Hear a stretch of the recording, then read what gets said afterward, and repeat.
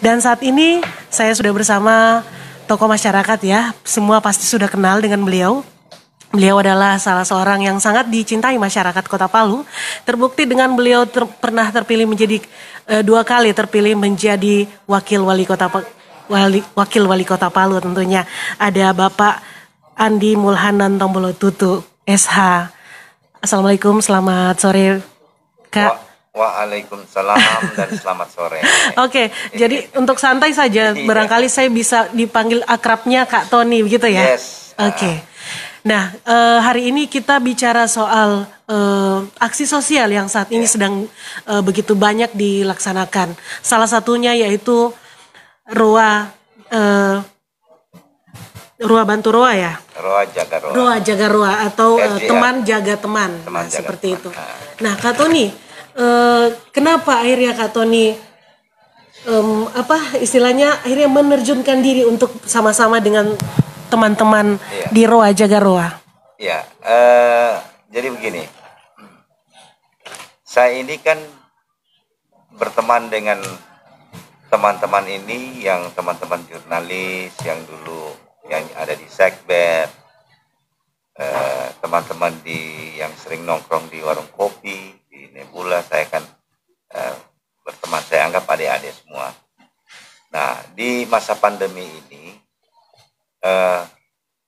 teman-teman itu kan sering melakukan komunikasi, sosialisasi dengan saya. Iya. Nah, di era yang begitu sangat menurut saya, menurut kita semua, masuk pada masa-masa sulit gitu. Dari aspek ekonomi kita mulai terpuruk gitu. Di satu sisi COVID-19 ini, pandemi ini mulai menyebar sehingga kita masuk pada level 4 dan sudah beberapa kali diperpanjang.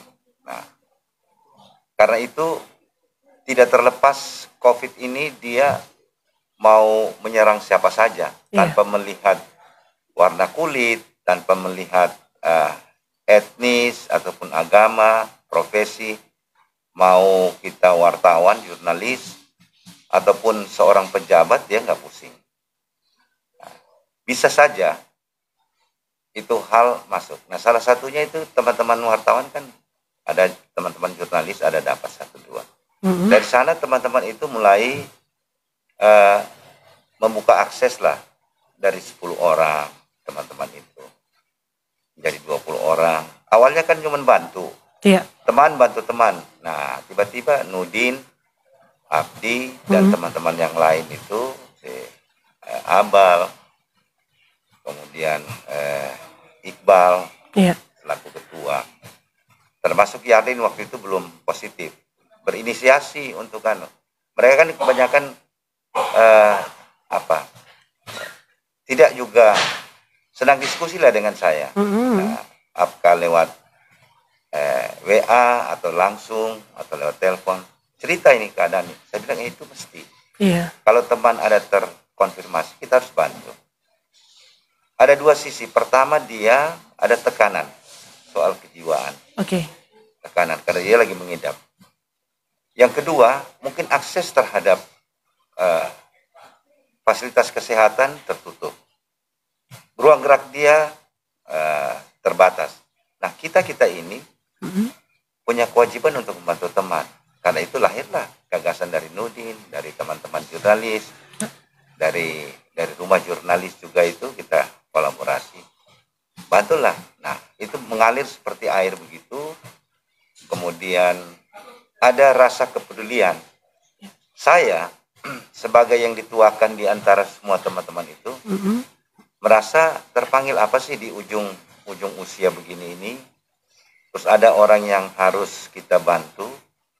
Kan kita bantu itu karena merasa peduli.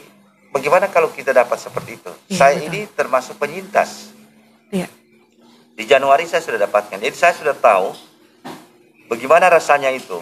Dan kita tidak terkucil, tapi kita harus mengucilkan diri. Iya, betul. Agar kita tidak menjadi penyebar. Nah, apakah pemahaman ini sudah sampai semua ke tingkat masyarakat? Ada beberapa penyebab. Pertama, karena pemahaman dari masyarakat itu sendiri bahwa ini sih hal yang biasa saja. Nah, yang kedua, dia agar tidak merasa terkucil, dia anggap dia biasa-biasa saja. Padahal dia sudah bisa membawa. Itu kira-kira. Jadi motivasi saya untuk ikut dengan teman-teman ini ya karena saya merasa dituakan di situ dan saya harus mengayomi adik-adik semua itu. Oke. Kalau bicara soal COVID, itu kan sudah sebenarnya dari bulan Maret 2020 Kak Tony ya, sebenarnya pada saat pemerintah akhirnya menerapkan lockdown. Nah, kalau untuk kenapa baru sekarang? Kenapa baru sekarang Kak? Kira-kira itu Rua Jaga Rua digalakan. Harusnya kan sebelumnya harus sudah digalakan. Yang dulu kan Palu 2-0. Iya. Jadi belum ada yang perlu dikhawatirkan gitu. Karena dia punya jumlah itu belum ada ratusan. Setiap hari itu rata-rata cuma 2, 3. Jadi ada peningkatan harian itu paling 5, 15, 20 belum ada. Bahkan yang dulu yang agak besar itu Buol. Iya. Buol, kemudian di Bangkai. Nah, itu saja yang banyak. Bahkan lebih banyak Donggala dulu daripada Palu. Oke. Pernah. Jadi kalau Kak Tony, kalau sekarang sudah digalakan seperti itu untuk membantu teman-teman, berarti sudah urgent Kak ya? Sangat. Sangat urgent. Kita ini sebenarnya masuk pada masa-masa sulit dan masuk pada suasana genting. Kalau kita melihat data yang disajikan oleh beberapa komunitas, yang disajikan oleh pemerintah, ada compare data antara data yang disajikan dipublis oleh pemerintah daerah dengan data-data yang dikumpulkan oleh teman-teman dari beberapa komunitas, misalnya lapor COVID, kemudian Sulteng melawan COVID, ada beberapa lah teman-teman di sana, termasuk kita punya relawan-relawan, melihat fakta yang ada di lapangan. Ini banyak hal yang tersembunyi gitu. Maksudnya penyebarannya ini begitu masif, tapi tidak terpublis dengan baik. Yang pertama memang karena banyak masyarakat yang enggan melapor. Jadi kalau yang disajikan, data yang disajikan sama pemerintah itu ya memang berdasarkan ya apa yang dilaporkan gitu.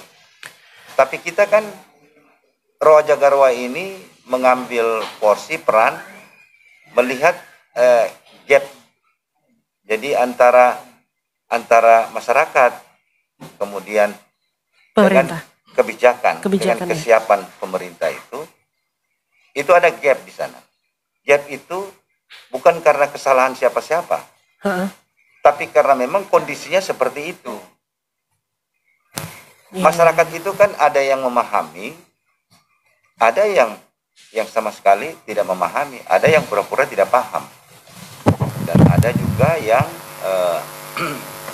merasa bahwa COVID ini tidak ada. Ada juga karena merasa bahwa ini cuma flu biasa. Ada yang merasa bahwa ini aib. Ada yang merasa bahwa ini macam-macam pandangan masyarakat. Tapi kalau masih dalam level dia ringan dan masuk ke sedang, itu masih bisa dimaklumi.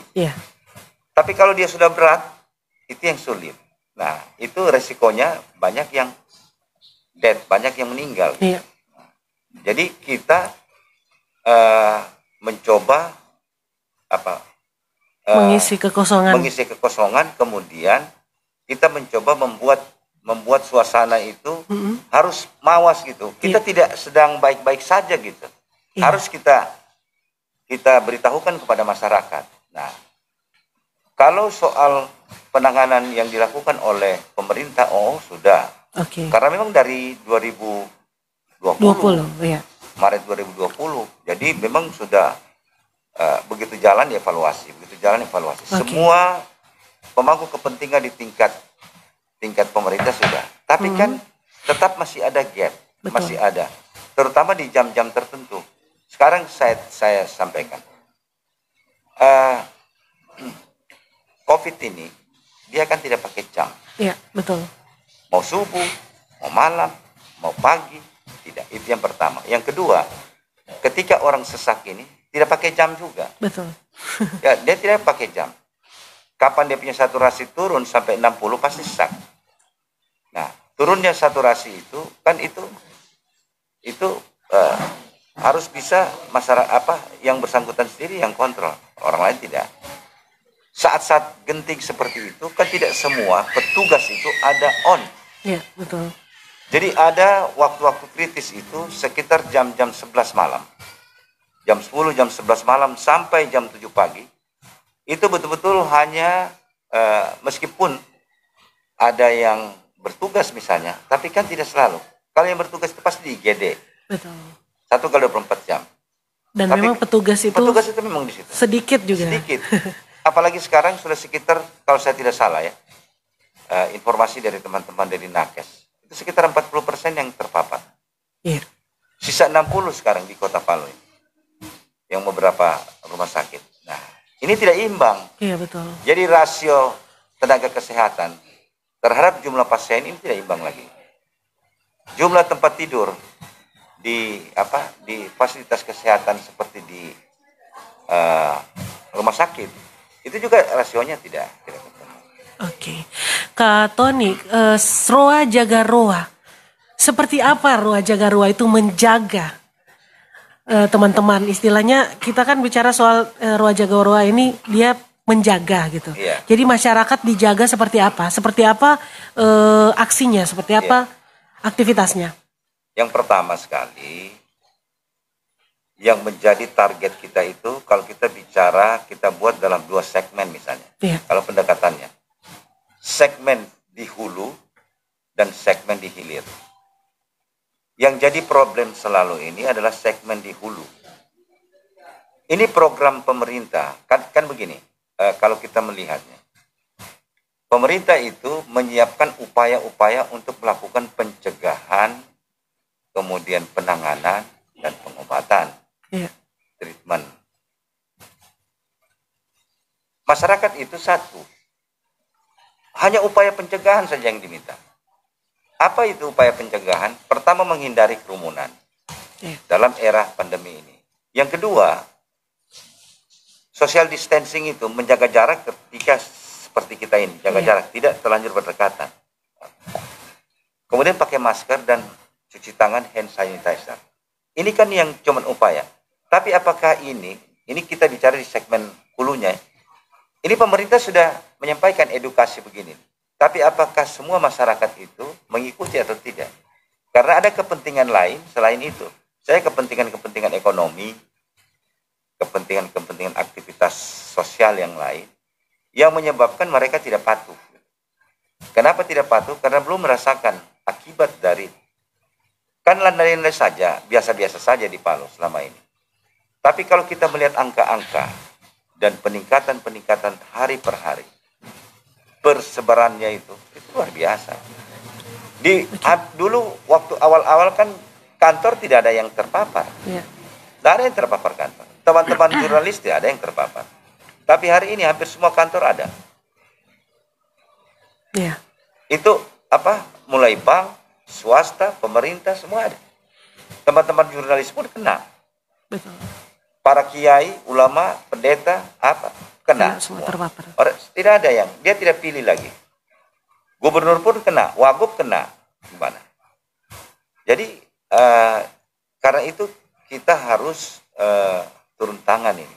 Nah, Roa Jaga Roa melihat bahwa tidak bisa kita hanya bekerja di hilirnya, menyiapkan nakes, macam pemerintah, menyiapkan fasilitas, menyiapkan tabung oksigen, dan lain sebagainya.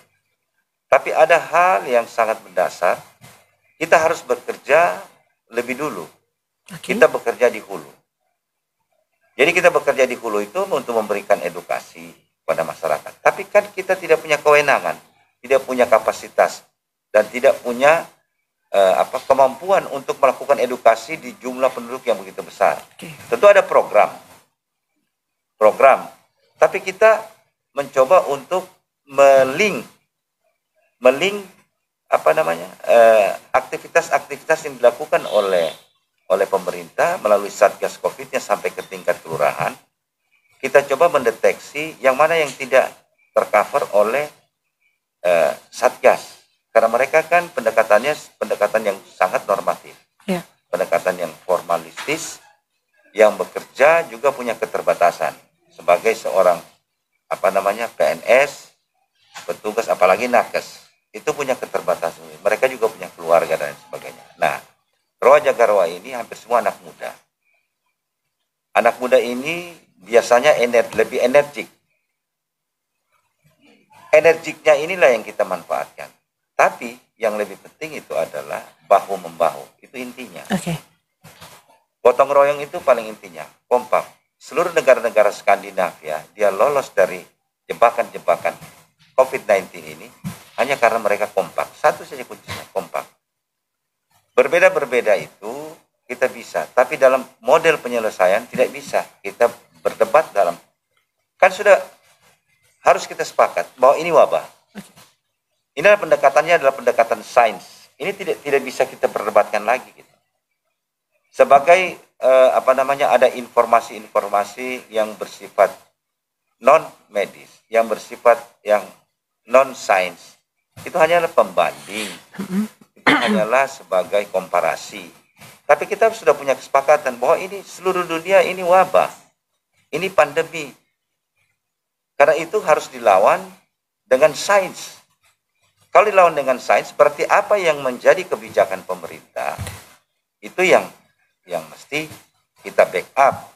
Nah, tapi persoalannya adalah gap ini makin hari makin luas. Nah, itu dia Kak. Bisa Kak ceritakan sedikit pekerjaan Roa Jaga Roa ini sendiri yang konkret yang di lapangan yang terjadi? Yang konkret itu pertama kita memfasilitasi isoman. Isoman ini ada dua. Yang isolasi mandiri di rumah masing-masing dengan memiliki kemampuan dan yang tidak memiliki kemampuan. Maksudnya yang memiliki kemampuan terhadap akses kesehatan, fasilitas kesehatan, kebutuhan hariannya itu punya keterbatasan. Ada yang betul-betul yang memiliki kemampuan, tapi tidak punya kemampuan dalam arti bagaimana dia kalau satu rumah terkonfirmasi positif, terus dia harus jalan-jalan.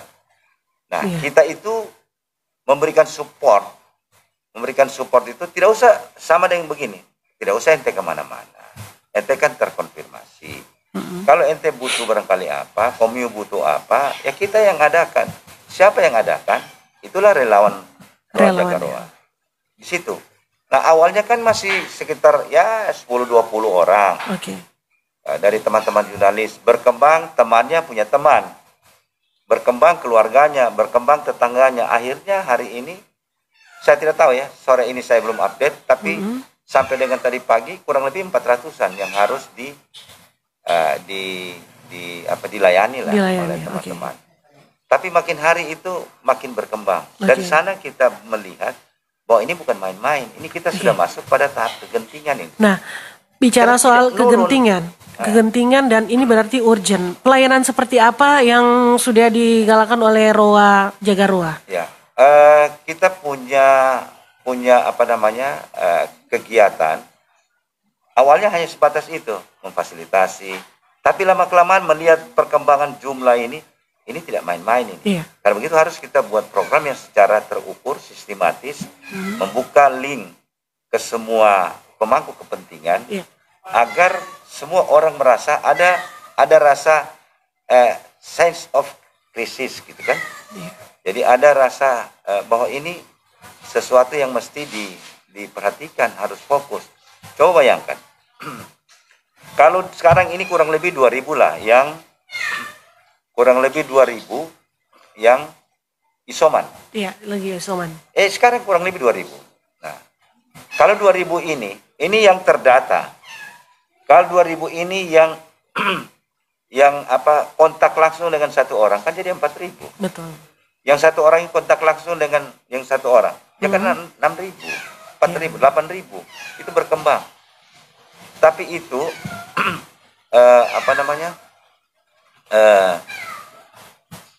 bisa kita upayakan. Kalau yang isoman ini bisa dilokalisir, itu yang kita minta kepada pemerintah. Apakah pemerintah provinsi atau pemerintah kota, agar bisa menyiapkan beberapa tempat. Karena itu adalah upaya yang paling singkat yang bisa kita lakukan. Berarti ini yang harus dilakukan oleh pemerintah? Tidak bisa tidak. Selain itu apa lagi kira-kira Kak Tony? Kalau selain itu adalah tentu pembatasan kegiatan. Pembatasan kegiatan-kegiatan yang bisa menimbulkan kerumunan-kerumunan, misalnya pesta, kemudian acara-acara yang lain-lain, acara yang digagas oleh pemerintah ini kalau bisa dikurangi. Okay. Kalau bisa melalui Zoom, melalui virtual meeting, itu lebih bagus dilakukan. Oke, satu pertanyaan terakhir ini Kak. Siapa saja sebenarnya yang tergabung dalam Jaga Rua? Apakah ada pemangku kepentingan atau orang-orang yang di pemerintahan yang juga bergabung? Iya. Jadi awalnya kan cuma para aktivis lah. Aktivis, kemudian teman-teman jurnalis. Akhirnya lama-lama kita melibatkan birokrat, ASN, melibatkan politisi, kemudian melibatkan teman-teman pengusaha. Nah ini terlibat semua di dalam. Nah, mulai dari pengusaha, pelaku usaha yang UMKM, pelaku usaha yang sedang, kemudian sampai dengan pengusaha-pengusaha besar. Kita ajak mereka, kita ketuk hati mereka, bahwa ada saudara-saudara kita yang sekarang ini lagi meregang nyawa. Iya. Tapi mereka tidak paham. Nah, karena itu mereka merasa terpanggil dan alhamdulillah semua terlibat. Mulai dari organisasi-organisasi kemahasiswaan, organisasi-organisasi profesi, kemudian ada kelompok-kelompok komunitas-komunitas bikers gitu kan. Iya. Ada yang seni, ada banyak sekali. Yang terlibat ya? Yang terlibat mahasiswa, pemuda, itu kan ya berarti itu ukurannya. Kita ini sebenarnya memang ada terpanggil gitu. Iya. Terpanggil. Nah, mestinya ini direspon baik oleh pemerintah bahwa kita harus menyampaikan data-data yang benar. Betul. Data-data yang akurat. Karena dari data-data yang akurat itu, yang real time itu kita bisa melakukan langkah antisipasi. Jadi menurut saya yang paling penting itu bukan berarti di hilir tidak penting, tapi kalau di segmen hulunya itu kita tidak perbaiki dengan baik, kita tidak punya program yang betul-betul efektif, maka apapun yang dilakukan di sektor hilir ini dia akan kredit. Karena sudah rasionya tidak ketemu lagi. 10.000 misalnya berkembang di wilayah Sigi, Donggala dan Palu, terus kapasitas rumah sakit dan tenaga kesehatan itu di bawah, rasionya di bawah dari itu, nggak bisa, kita kolaps. Kita kolaps dan kita kredit. Kalau itu terjadi, waduh. Nah, sebelum dia masuk pada fase-fase itu, karena kecenderungan ke arah itu kalau kita tidak tangani dengan baik, itu pasti nampak itu dia punya sinyal, dia punya gerakan-gerakan, gestur. Nah, gestur dari suasana itu sebenarnya sudah terasa hari ini. Dengan kita mendengar orang meninggal, dan kita mendengar, coba lihat, buka di Facebook, buka di sosmed lah. Kalau bukan kami doakan, insya Allah si A, si B, mudah-mudahan segera pulih. Dan itu sudah banyak ya, kalau di postingan di Facebook, banyak sekali. Nah, Kak Tony, kira-kira menurut Kak Tony, apa kalau untuk pemerintah sendiri ya, bisa tidak kakak berikan sedikit apa closing statement kakak lah untuk pemerintah seperti apa, karena kakak juga ternyata sudah melakukan kerja-kerja sosial dengan teman-teman ini dan melihat langsung mungkin juga ya seperti apa teman-teman bekerja. Kalau untuk pemerintah sendiri, apa yang harus dilakukan? Saya ingin pemerintah itu memiliki sense of crisis, ada gestur yang diberikan oleh pemerintah. Bahwa ini urgent ini. Oh, ini urgent. Ya. Jangan dianggap. Jadi ada pandangan bahwa kita tidak boleh menakut-nakuti masyarakat. Tidak, ini kan sifatnya sementara. Harus diberitahu gitu. Diberitahu. Karena itu ada program-program yang seketika, program-program yang bisa memberikan terapi kejut terhadap masyarakat, bahwa kita sekarang ini sedang dalam suasana yang genting. Iya. Ini harus diketuk tularkan kepada semua orang, supaya orang mawas. Jadi masyarakat itu tidak menganggap, wah ini biasa-biasa saja. Biasa-biasa. Ini tidak. Tapi kan ambulans di mana-mana. Di mana-mana. Coba lihat waktu pertama kita di Maret 2020. Iya. Itu kan di lock begitu, itu kan suasananya orang lah lebih bagus di rumah lah. Hening. Iya. Iya, Lebih bagus di rumah lah. Ya kan begitu. Kalau sekarang enggak ada. Mau kemana. Namanya juga PPKM. Tapi suasana PPKM itu nampak. Iya. Dia tetap ada. Nah, itu yang kelihatan bahwa ini memang punya keterbatasan. Betul. Tapi kita yang ada di lapangan, terutama teman-teman, itu bendera putih di mana-mana. Iya. Bendera putih. Coba kita tidak pastikan apakah itu COVID atau tidak. Tapi apakah pernah di waktu yang sama, kalau kita evaluasi misalnya di tahun lalu, pada bulan-bulan yang sama, pernahkah jumlah orang meninggal seperti itu? Iya. Orang yang punya indikasi batuk, pilek, sakit kepala, badan terasa tidak nyaman, kemudian diare, dan semua orang merasakan itu. Kemudian ada orang meninggal yang hampir bersamaan. Yang bersamaan, bertetangga mereka. Bertetangga, kemudian beda 1 hari, beda 2 hari, Iya, beda betul. 3 hari.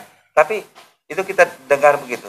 Maka kita bisa menyampaikan sakit modelnya sama, meninggalnya dalam waktu yang bersamaan. Iya. Sakitnya dalam waktu bersamaan. Apakah ini bukan pandemi? Iya. Apakah ini bukan wabah? Nah, itu indikasinya yang jelas. Nah, kalau begitu berarti kita harus mawas.